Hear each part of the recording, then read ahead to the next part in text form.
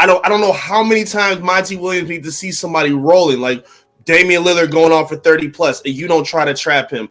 Same thing tonight. Donovan going for 45, and you leave Asar on the bench while you leaving Alec Burks in the game to make rookie mistakes the whole time. Like, that can't slide. And it seems like Monty just game after game after game keeps letting these mistakes happen, and it's really showing as a hindrance for this team, bro. It is so frustrating to watch every night, I swear. I'm getting to a point where it's like, and I'm not even being hyperbolic or tongue in cheek, but he seems checked out, bro. He seems like he's doing his best to earn his money because he wants to be professional about his business, but he don't seem invested, bro. Like you mentioned the start point, because I was trying to play Angel's advocate and figure out, okay, let me come to his defense, and right. You know what I'm saying? Let me see. And think about why he may have done that. I'll say, okay, well, what if they would have tried to just switch the action and get somebody? Okay, but the thing about that, okay, then blitz him. Get the ball out of his hands. I'm going to make somebody else beat me, period. So even for those who were, because I think somebody mentioned that, well, they could have just switched the action and got us off him, and maybe got JD or whoever else was the big was at the time on. Okay, then blitz him. Just blitz him. Get the ball out of his hands. If you do that, you make somebody else, like, I would rather anybody else make your boy Mobley beat me. That's, you know. Baby AD? Is that who we talking about? Dude who's on the bench on the fourth quarter? That same guy. Man, right? Yeah, infant AD. To me, Jalen Duren is already way better than him. I have a hard time disagreeing with that. Already. His work is better. You know, he's stronger in the paint. I've never seen him get bullied out like he did against the Knicks last season. But back to your point on Monty, to shoot him a little bit of bail, I ain't gonna lie. Like, of course, coming into the season with one of the youngest teams in the NBA, it wasn't gonna be easy for him. But it's so puzzling to see him stand in his own way for so long. Like, how do you go 30 games and say, okay, now I'll sit Killian Hayes? Like, right. Like, how do you not look at Jaden Ivey getting to the free throw line, making hustle plays? He's been super active with offensive rebounds and getting tip backs in the paint as a 6'5" guard. Like, there's value in that. And it took you so long to realize that, while fans and everybody else watching is saying, that's what you need to be doing. And he seems to be standing in his own way. So, I don't know. Like, it's hard to argue to say he don't look checked out, because, I mean, someone made a good an argument on the Twitter space for the Pistons earlier. They're saying, like, these young guys that came in that are getting hired, they're up here coaching to preserve opportunities. Monty got money stacked up. He got a resume already, been to the finals. Like, he's done a lot at this point. And it does kind of question at this point of what his motivation is, because it's very obvious when you watch it. Yeah, and that's one thing that me and King were saying. And this is not a bash Monty stream. This is not that, but we're just talking about everything. This is one of the things that we have to address, because look what happened tonight, right? And so when he's had his press conference, his presser, and they asked him why he wanted to come here, and one of the first things, and it's one of those things where it's like when keeping it real goes wrong, because he was just straight up like, the money, and as true as that might be, there's just some things you can't say. You don't say that publicly. You don't. Your first day on the job. Yes. You know what I'm saying? Like, first impressions are everything. We understand that. That's not a good one. No. It's not a good one. And I'm happy for his sake that he's able to do what he needs to do to take care of his family, you know, his wife and things like that, the private jet, all that. On a personal level, I'm all for it. But when it comes to our basketball team, I just want to see results. That's it. You know what I'm saying? Like, that's that, and we're not really seeing that. That's it. So yeah, let me ask you. I mean, we kind of been, you know, bouncing back and forth with it and stuff. So, what do you see like the biggest downfall or mistake being? Is it a coaching thing right now? Is it the players, or do you think it's just like a setup of the roster at this point? Like, I feel like I think it's two of those three. Okay. I think it's two of those three. I think it's the coaching, and I think it's the roster. Yeah. I think the roster it makes a little bit more sense now because of the trade we just made from Muscala and Gallinari. You saw tonight. You saw the difference with the driving lane and everything. Right. But I think that and the coaching, you mentioned it, as far as the change at guard, 30 games into the season, in and out of the lineup every other game, every other week. And Jaden Ivey, it's like, what are we doing? We knew it. We said it. And for me personally, I will say this. It does seem like Jaden Ivey is beginning to understand defensively more of what is going on. He understands where he's supposed to be, and as a result, he's more active. Yep. But when he was getting shuffled in and out of the starting lineup, bro, his defense was not that drastic of a drop than everybody else's to where you do that to him. Exactly. That was my only point. Like, if he's not defensively where he needs to be, fine. Nobody else is either. Mm-hmm. So why is he the only one? Unless the gap is like this, why is he the only one getting treated as if the gap is like this? You know what I'm saying? So I think those are the two biggest things: is the coaching, like you mentioned, and then just the roster construction. The two of those things, it just doesn't make sense to me. The biggest problem with the young guys right now is turnovers and fouls. Fouls, personally, I think they're just getting a bad, unfair whistle. I've never seen a dog get elbowed by Karis LeVert, bleed from the face, and refs calling a foul on the defender. How many times have we seen Cade or Dern or any of the other young guys, Asar the same way, get ran into by the guy with the ball, and they call a foul on the defender? It's too much of that. But there is a lot of times, like, Cade got to work on not jumping for everything and not lunging or landing in the landing spot. So that's an issue that Ivy's had to pick up and work on. But he's gotten better. What you said is 100% right, though. I don't think he's that far away from the other young guys in terms of what they're doing. And it just seems like Monty's not holding them all to the same standard. And that's where my issue lies with this.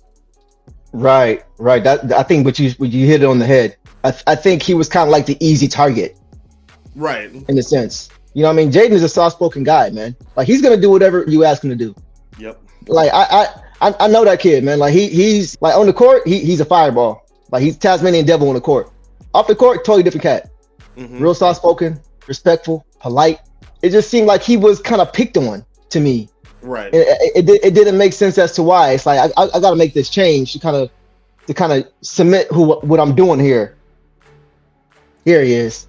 Yeah, that's where I'm going to start. That's kind of what it felt like to me. I just, not saying that's what it was. I don't know his intent, but it just didn't measure up to the performance. That's one thing I give Ivy so much credit for, because for a young player, obviously learning the game of basketball, transitioning to being a pro at this point, it means a lot. But going through the mental gymnastics he's probably had to go through at this point, like you said, coming off the bench, getting yanked, playing 15 minutes, then going to 30, then dealing with injuries and having to play 30, or getting benched for a whole second half, for a whole fourth quarter. Like, that's got to be taxing, especially when you came in here excited and with the expectations of being a big focal point of this franchise. So he deserves a lot of credit for that, man. I don't know how he's done it thus far.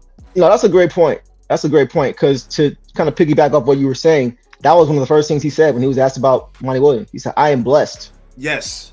To have him as a coach. He was getting choked up, bro. I remember that. Yeah. So I know it had to be a hell of a 180 to go from feeling like that to then dealing with all the stuff. He probably had no idea what he was getting into, in the sense of what he was going to have to deal with. So whatever the reason is, maybe they met halfway. I don't know. But whatever the reason is, I'm glad that he's apparently out of whatever doghouse he was in, and he's now getting the minutes he deserves so he can get the reps he needs so he can become a better player. That's it for me. Like, it breaks my heart, because who knows what he could have been at this point. Like, all these mistakes he's making now, he could have been doing in the first 15 games if you just let him start and play next to Cade. Maybe he irons it out by now. And then maybe he's a 17, 18, 19-point scorer. Like, who knows? Like, he has that ability. He gets to the free throw line well. Defenders cannot stay in front of him. I think his catching and shooting is getting a little bit better too. He's getting more and more comfortable. Right. So yeah, is he standing in his own way? Monty standing in his own way in the development of these guys, it feels like. Yeah, I mean, and where are we going this year? Nowhere. I don't understand. Okay, so you're not going to playoffs. That's a reason to start a young guy and let him make mistakes. Exactly. Your job is not in jeopardy. Another reason for you to not be afraid to put a guy in and make, like, I don't understand. There's no reason for me to not play him. Right. You're not trying to fight for the playoffs. Your job isn't in jeopardy.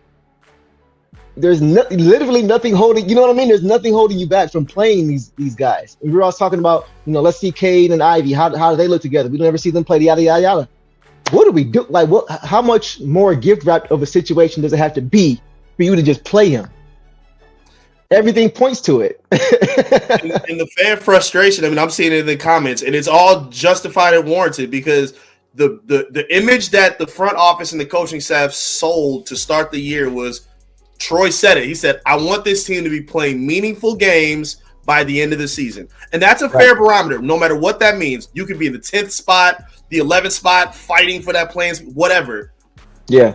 Now you're just barely scratching watchability. Right. And that's a scary place to be. And I'm sitting here watching them when they start off the season. You play Burks, you start off the veterans. Like, okay, I get it. You want to win, maybe try it out. Cool. You want a losing skid and you stick it with the same mentality. How long did it take for him to not start Isaiah Livers or to sit down Killian Hayes? Like, and now coming into this trade deadline, I have no idea if this team is even interested in making a move. That's substantial. I mean, why? Yeah. Why? Once again, where are you going? Like, this is really the first. I think last game was the first game we've been a whole, other than Stu, because we've had Monty Morris is back, Kate is back. So this is probably the closest we've been to being home. We still not because Stu is still hurt. So once again, it's just like we haven't been whole all season. So at what point do we really evaluate what we have with a clear lens before we start doing other stuff? We just made a move around the edges, which could be an impactful move, even if we don't keep those two. Right. Just having another shooter, maybe this will show us how well that will work. Right. And then knowing that you had too many young guys anyway. Like, you can't, like, you do need veteran pieces, and some of them do or don't fit or whatever. But the fact of the matter is, coming in with a young team that's so dependent on everybody having to get minutes to develop. Like, Bagley was needing minutes, Liv was needing minutes, everybody was needing minutes. It just wasn't going to work. So, like, I'm okay with Gallo kind of coming in with short spots, even though he played really good tonight. Like, he knows his role. He knows, hey, I'm older. These guys are the priority. I know what time it is. So, I don't know. They're just in such a weird place. It seemed like it was messed up from the get-go, honestly. I'm even looking at Monty's quote before the game where they asked him about Duren and Ivy making the Rising Stars. And he says, he didn't congratulate him. He's like, yeah, well, you know, we could be confident for him. But if they didn't get it, it could be motivating. So they would just have to push through it. Bro, why don't you just say these guys worked hard? It's been tough for them. I'm proud of them. Congratulations. Like, so those kind of talks with a guy like Donovan Mitchell, an all-star, a proven player, that's got to mean the world to him in a season like this. Yeah, and see, you got to be careful too, because you don't want all of the positive reinforcements to be from everybody but your coach. Facts. You don't want it to be where your players have more of a listening ear to opposing players and peers around the league than they do you. Correct. That's a dangerous place to be. It is. That's how you use a locker room. Exactly. You know what I'm saying? So to your point, and this is kind of my thing. I don't know if this is an Ivy thing again, or like what is this? What is this? As much as I hear people love him as a coach, the things that I've seen since he's been here, it's like, what's to love, bro? And I know it's early, just the early results, bro. It just if he wasn't Monty Williams, right? And he was somebody else. He was an Adrian Griffin type of coach, right? That didn't have the resume, right? And all this was happening, and Jaden Ivey is not playing, and Killian Hayes is playing 30 minutes, and we're on a 27-game. Adrian Griffin just got fired for being 30-13. That still blows my mind. You think if he was here, he'd be here? You think he'd still be here? If no way, bro, no way. I think it's just the name and the owner that hired the name, right? That's the only reason I think that he's being given so much rope, because of the money, obviously, in the years, but just because of who's in charge. Because you see good teams, like you just said, Milwaukee they're doing just fine. They still sit as one of the powerhouses in the East, and they say, you know what? We're still not satisfied. You got to go. The Pistons are sitting up here acting like they they do have time, but they're due now at a point where they got to do a rebuild within a rebuild, and that's sad to have to go through, because we have faith in this core. I love Ivy. Cade is a fantastic talent. Duren's got to step up a little bit more. I want to see more out of his motor and his discipline as a defender. And Asar, if he ever gets a consistent role instead of just standing in the corner and jacking up shots that he's not comfortable with, there is talent in something that you can mold with this team. It just doesn't seem like they have the right pieces or the right person to push those pieces right now. Somebody mentioned this. These guys fought harder for Casey than they do Monty. What do you think about that? I thought that was pretty interesting. I feel like early on this season, that was definitely the case. I feel like now we're starting to kind of level out. We're not getting blown off the floor like we used to, first of all. Right. But the mistakes that we're making or the errors that we're making, it seems like they're more just mental instead of just effort across the board. Right. Across the board, there's still players like you mentioned, Duran, that you got to be consistent. But it seems like now it's just still learning in defensive mistakes as opposed to just competing in effort. So I don't think now it's probably about level, but beginning of the year, 100%. I'd agree with that. And even looking at like the talent like shakeup right now, I think KC's teams weren't as talented as they are now, because with this team being terrible, there's still talent on the team, like I just spoke to. Like, I like what Monty Morris has brought to this team. Bojan still has value. When Burks isn't playing like a AAU player, like he's still a good player at times. But I can't really argue and say they're not playing harder. It seems like they're definitely a little more. They were more motivated last season with KC. It seems like he wasn't standing in his own way. He was all for, all right, let's get these young dudes in here and try to grow at whatever rate we can. That's Monty true. is just out here just doing whatever he feels like is right. And I don't get it at all right now. I really don't. That's what's so puzzling, bro. Like, if it was, this would make perfect sense if he was on a 2-year deal. Right. It's easy to cut bait. Absolutely. If he's not performing. You're in a 6-year, $78 million deal. Why are you playing veterans? or the worst team in the league, bro. Like, I don't see it. I don't see another state of vision. I like that comment. I really do. Because KC got a bad rap when he got let go. Oh, finally get him out of here. Now it's kind of looking like, hey, if this is what we was going to get, might as well have just rolled with him at this point. Like, this is just too much. I mean, save a lot of money. I mean, was 70. I'm not going to do that. I'm not ever. I try to stay away from ever getting in somebody else's pockets, so I'm not going to do that. I'm glad he got his money. Kudos to you on that tip, but whatever. He talked about his pockets, so we can talk about it. He said he signed up for the pockets, so we can talk about it. You got a point. That's a great point. Open the door for us. Yep. Hey man, refund everybody LCA for this season. It won't hurt you at all. It won't. It's like a drop in the bucket. Facts. Go ahead, give us that money back. Electrifying through the air, a Detroit shot, and it doesn't really matter if you love him, like him, hate him. That boy is poison.